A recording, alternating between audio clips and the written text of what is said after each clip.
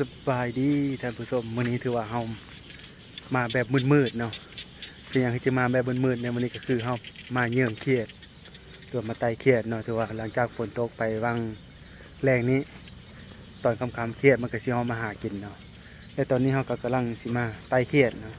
มันยังเขียดจีน่าเอิ้นว่าเขียดจีน่าเขียดจิกถือว่าเฮามาเบิ่งนํกันเนาะว่าเฮาการเขียดในวันนี้เฮาสิได้บ่เนาะถือว่ามาก็มีทีมงาน 2-3 คนเนาะมานํกันถือว่ามาแบบมืดๆเนาะนี่ถือว่ามาไต่เขียดโอ้ตอนนี้ถือว่าเป็นแสงไฟคนมาไต่เขียดหลายขนาดท่านผู้ชม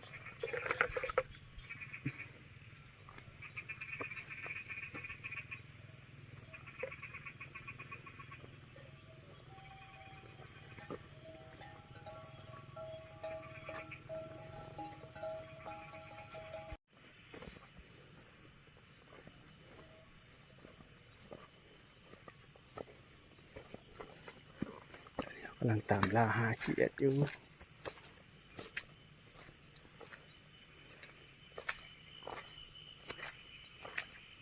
เห็นแล้วแม่งตัวเห็นแล้วตัวนี้ได้เสียงไฟได้แล้วแค่นานได้แล้วตัวนี้แล้วตัวที่สองไปแล้วขดแล้วนี่ตัวที่สอง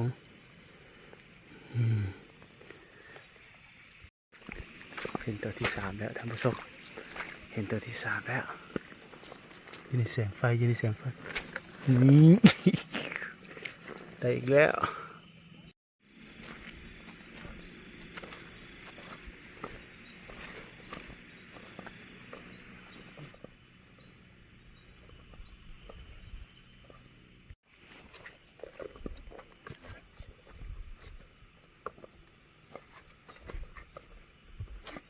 แมนบอกเขียดเด็ดไปแล้วไปซ้ำ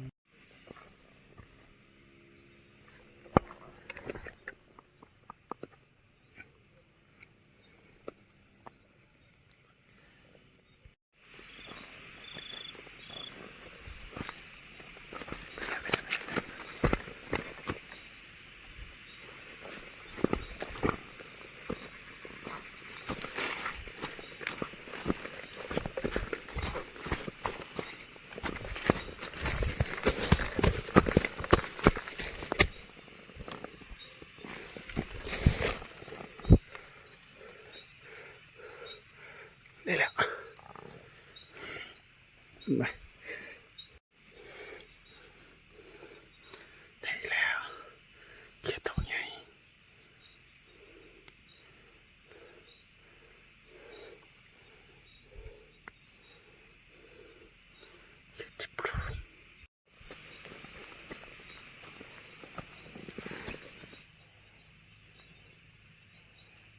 อุ้ยตัวใหญ่ตัวน้อยๆพยายามมันไปแล้ว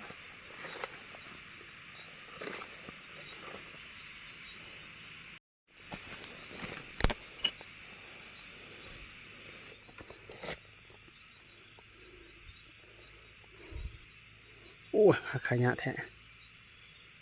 นี่เขียด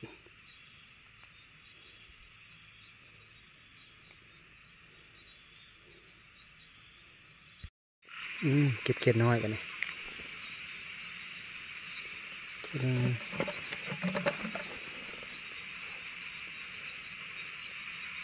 ขียดน้อย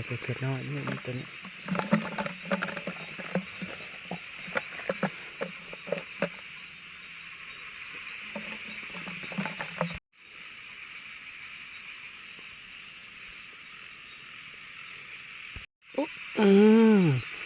ตกเงี้ยสิ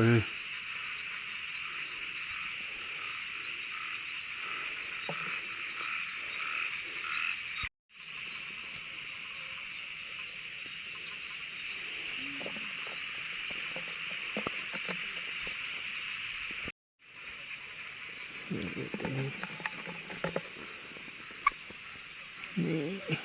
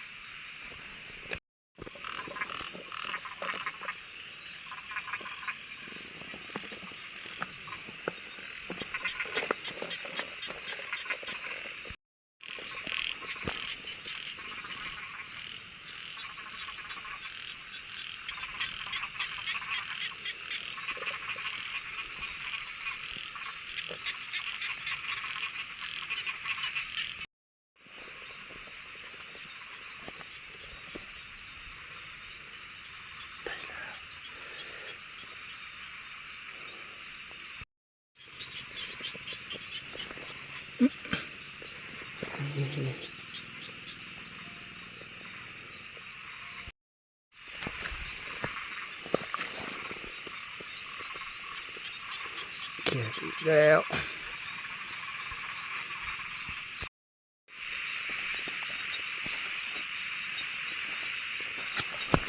โอ้ยพลังจะโตอ